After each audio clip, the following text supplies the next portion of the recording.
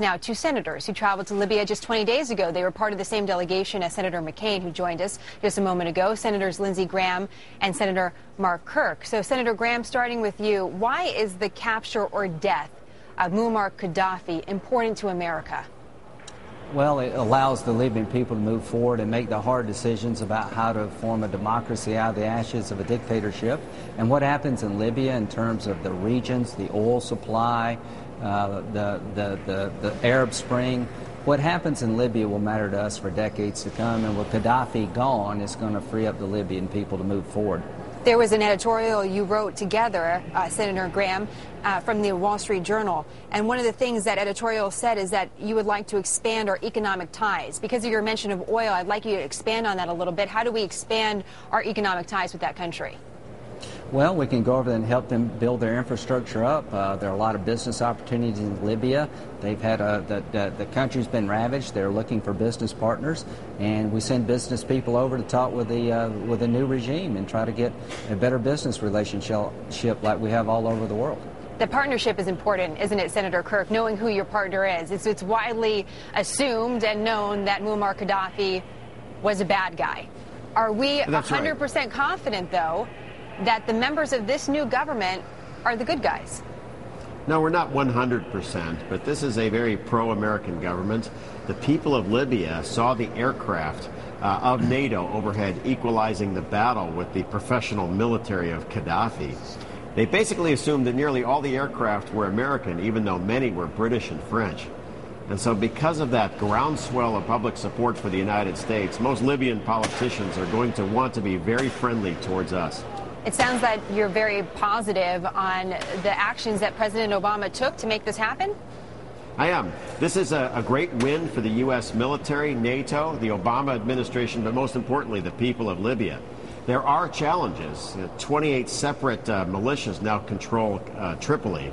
They need to be unified. We need to keep control of the chemical weapons stockpile, and especially to recover the thousands of surface-to-air missiles, handheld missiles that were released to the various militias. All those are challenges ahead for this new government, but one thing they don't have to worry about is a comeback by Muammar Gaddafi. Senator Graham, what do we do about that? What do we do about the chemical weapons? What do we do about these 20,000 shoulder-fired missiles, the 28 separate militia groups that are roaming the streets there? What is our role moving forward? Well, we're trying to influence the outcome, and one of the problems I have of leading from behind is that when a day like this comes, we don't have the infrastructure in place that we could have. I'm glad it ended the way it did. It took longer than it should have. If we'd have kept American air power in the fight from the very beginning, it would have been over a lot quicker. 60,000 Libyans have been wounded, 3,000 maimed, 25,000 killed. So let's get in on the ground. There's a lot of money to be made in the future in Libya. There's a lot of oil to be produced. Let's get on the ground and help the Libyan people establish a democracy and a functioning economy based on free market principles. And when it comes to weapons control, get teams on the ground now that can assist this government to make sure that this stuff doesn't fall in the wrong hands. And we don't have much of a presence. There's an opening. Get people on the ground. Can you be more specific about that, Senator Graham, when you're saying get in on the ground? I mean, it's great talking to both of you, by the way, because you're both reservists. Senator Graham, Air Force, Senator Kirk, Navy. I don't want to mix those two up. But Senator, he's the smarter one. Senator Graham, can you be specific about that? You said get in on the ground. What exactly does that mean? Well, you know, I think Mark he's the intel officer. I think he could better tell you what the problems are about the weapons and how being on the ground would matter. Senator well, Graham? I think two things. One, Senator Graham and I are both for bringing USNS Comfort, a hospital ship, to Tripoli to care for the wounded. Libyan politicians across the board said nothing would make us more popular and would help lock in the gains for the United States than that.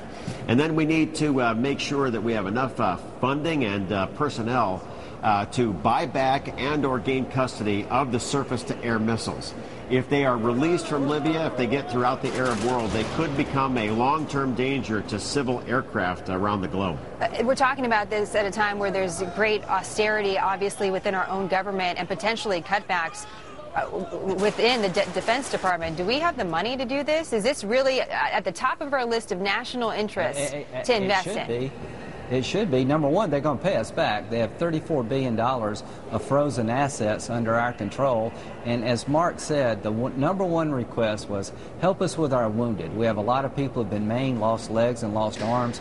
We need some medical help and expertise that we don't have. They'll gladly pay us back. The French and the Germans have agreements with the Libyan people to treat their wounded. So we'll get our money back. But the one thing we can't get back is an opportunity. And this is an opportunity to take a dictatorship, the mad dog of the Mideast, and replace him with people that live in peace with us. We can do business, have economic ties that will allow American businesses to prosper from a free Libya. So I know we're broke, but let me tell you this. If you disengage the world, you'll regret it. And if we miss this opportunity, we'll regret it. They need our help. It's in our interest to help. You're moving our conversation forward on this, and we appreciate that because there's so many more questions about what's next. And it's nice to have both of you and your insights today. Senators, thank you very much for joining us.